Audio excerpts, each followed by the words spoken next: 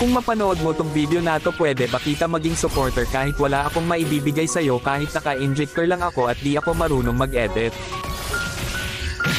Gusto ko lang maranasan ang pakiramdam ng may humahanga sa bawat video na ina-upload. Sobrang saya kasi pag nakikita mo na may sumusuporta sa'yo kahit na simple lang mga ginagawa mo. Nakakasipag gumawa ng video at hindi nakakasawang mag-upload. Sa panahon kasi ngayon, pag wala kang maibibigay ay malabo kapansinin ng iba, at sa halip puro masasakit na salita pa ang mababasa mo at nakakalungkot man isipin, pero yon ang totoo. Di ko naman nilalahat pero karamihan ganon. Ang hirap kasi pag walang talent, pag di ka gwapo, maganda o sikat na kilalang tao. Ang hirap pag di ka mayaman.